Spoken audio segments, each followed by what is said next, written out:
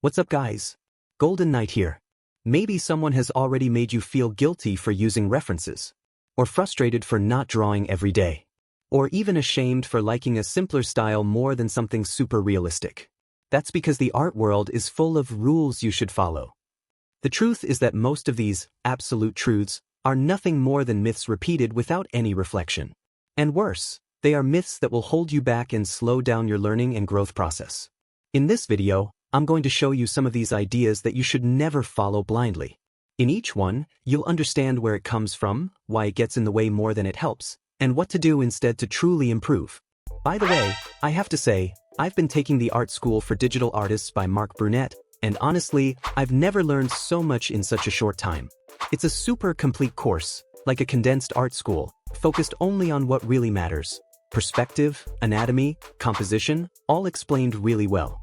If you want to level up fast, this is the way. Check the first link in the description. Totally worth it. Never trace, it's completely wrong. Tracing is probably one of the most controversial and misunderstood topics in the art community. There's a kind of moral hysteria around tracing that treats any use of this technique as an artistic cardinal sin, regardless of context. Beginner artists are often publicly shamed for tracing, as if it were a confession of fraud. But reality is far more nuanced. Tracing can be both a legitimate learning and production tool and something that can be used dishonestly, and knowing the difference is crucial. First, let's be clear, tracing someone else's work and presenting it as your own is obviously wrong. That's pure and simple plagiarism. But tracing your own photographic references, your own 3D poses, or even your own preliminary sketches, that's a completely valid professional technique used in countless industries. Animators trace over rotoscoping. Comic artists trace 3D models for complex perspectives. Commercial illustrators trace their own reference photos to save time on tight deadlines. Calling this cheating is ignoring how professional work actually gets done. For beginners, tracing can be a learning tool when used correctly. Tracing a photo of a hand while consciously paying attention to how the fingers connect, where the joints are, how tendons create forms, this can help your brain internalize that anatomical information. The problem is when someone traces mechanically without thinking about what they're doing, just reproducing lines without understanding. Conscious, analytical tracing is study. Automatic, mindless tracing is a waste of time. There's also an interesting hypocrisy in this debate. Many of the same artists who vehemently condemn tracing have no problem using digital resources like symmetry tools, automatic perspective grids, or even AI to generate base poses. What's the real difference? All of these are tools that speed up parts of the creative process. The difference is often just cultural perception and gatekeeping, not any fundamental principle about what counts as real art. There is absolutely nothing wrong with tracing your own references, using tracing as an occasional learning tool, or employing tracing strategically in professional work where efficiency matters.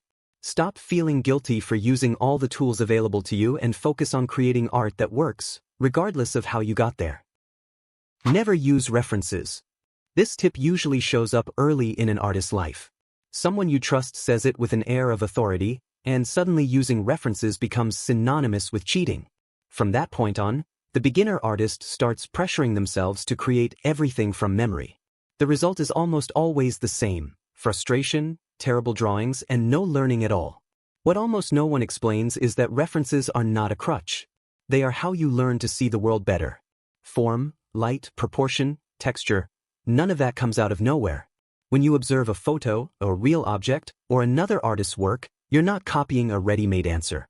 You're asking visual questions. You're trying to understand why that shadow falls that way, why that pose feels stronger, why that composition works. There is a huge difference between copying blindly and studying with intention. Copying is repeating without understanding. Using references is visually taking apart what you see and storing the pieces in your memory. Each reference becomes a brick in your visual library. And the more bricks you have, the easier it is to build something new. The most ironic part is that the most original artists are precisely the ones who study references the most. They mix influences, filter styles, absorb visual solutions from many different sources. Originality is not born from the absence of influence, but from the sum of them. When someone says that reference is plagiarism, they are actually confusing process with result. The process can, and should, be fueled by everything you see. The final result is what needs to have your voice. So next time that guilt hits when you open an image to study, breathe and remember, you're not stealing anything. You're learning to see. And that's exactly what every serious artist does, even if not everyone admits it. Good art is realistic drawing. At some point, almost every artist hears that drawing well means drawing like a photo, as if the measure of quality were how close the drawing gets to reality. This creates a silent pressure. If it's not realistic, it's not good enough. And then many people start devaluing their own work before even understanding what they're trying to communicate. The problem with this idea is that it confuses technique with purpose. Realism is a language, not a mandatory destination. It does require study, control, and patience, yes, but it's not superior to other forms of expression. A simple line can convey more emotion than a technically flawless realistic drawing. An exaggerated distortion can say more about a feeling than 1,000 perfectly rendered details. When you reduce art to the imitation of reality, you kill its most powerful part, interpretation. Art doesn't exist only to show how something is, but how something feels. A character with huge eyes, distorted anatomy, or an unnatural color palette can communicate joy, anguish, humor, or tension in a way realism never could. And that's what connects with the audience.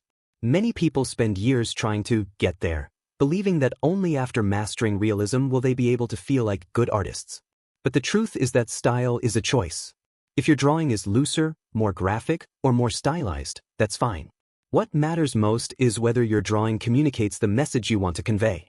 Realism may impress visually at first, but what truly connects with the audience is personality. If you don't draw every day, you'll lose your talent. This phrase often comes disguised as encouragement, but it carries a silent threat.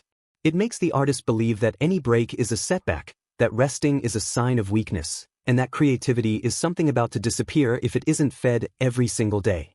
Little by little, the pleasure of drawing turns into obligation. Obligation turns into weight. And weight turns into burnout. I've said in many other videos that drawing every day is very important and that it will greatly speed up your progress.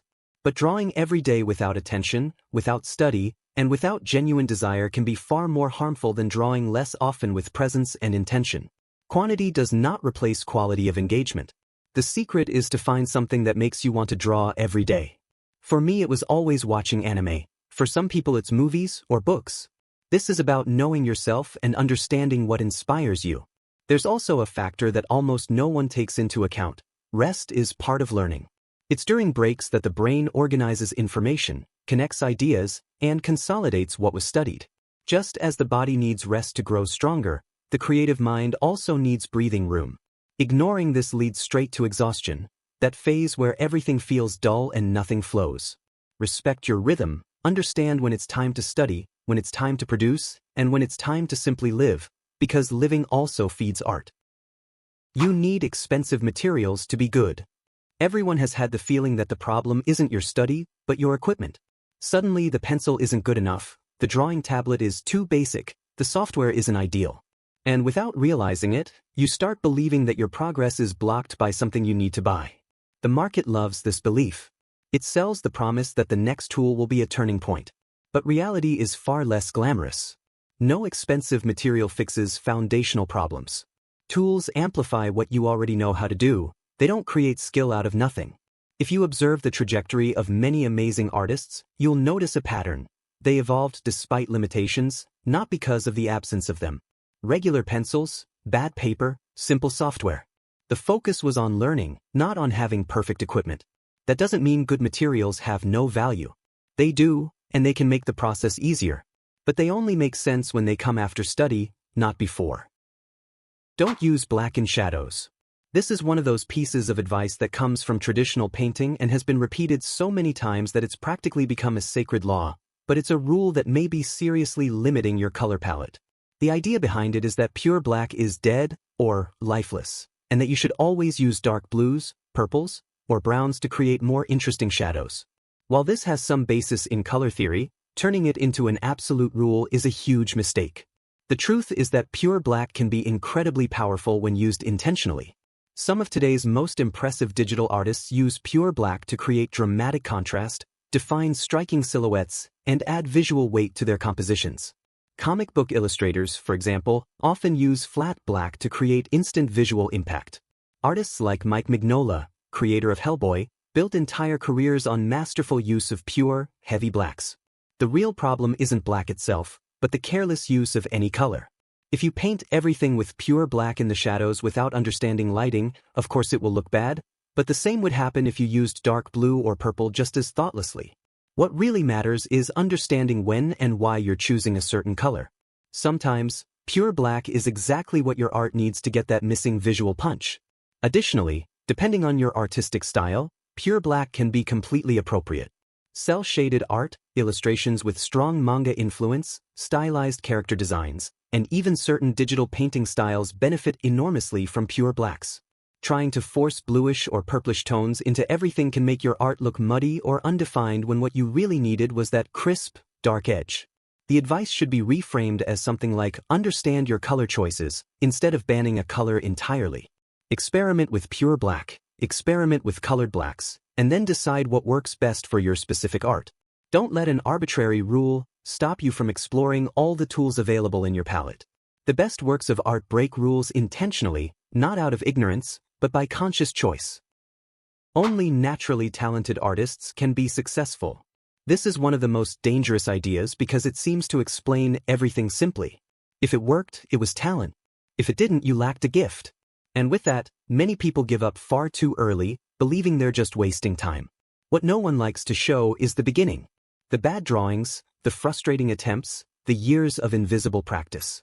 Most artists who are references today spent a long time producing things they themselves thought were terrible. The difference wasn't supernatural talent, it was persistence. Talent may speed up the first steps, but it doesn't sustain a long journey. Without study, curiosity, and repetition, it stagnates. Discipline, on the other hand, even starting from zero, builds a solid foundation. It's always good to keep that super cliché phrase in mind. Hard work beats talent whenever talent doesn't work hard enough. Digital art isn't real art. If I had earned $1 every time I heard this, I'd be in the Maldives by now. It's as if the value of art were tied to the smell of paper, the texture of paint, or who knows what. Anything outside of that is treated as something lesser, easier, less legitimate. And those who work digitally end up feeling like they constantly need to justify themselves. The reality is that changing the medium doesn't change the essence. In digital art, you still need to understand exactly the same things as a traditional artist. On top of that, digital art expanded possibilities that were previously inaccessible, testing variations, experimenting with styles, adjusting colors with precision. This doesn't make the process less artistic, just different.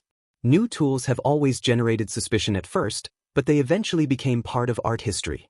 The value isn't in the medium, it's in the intention behind the creation.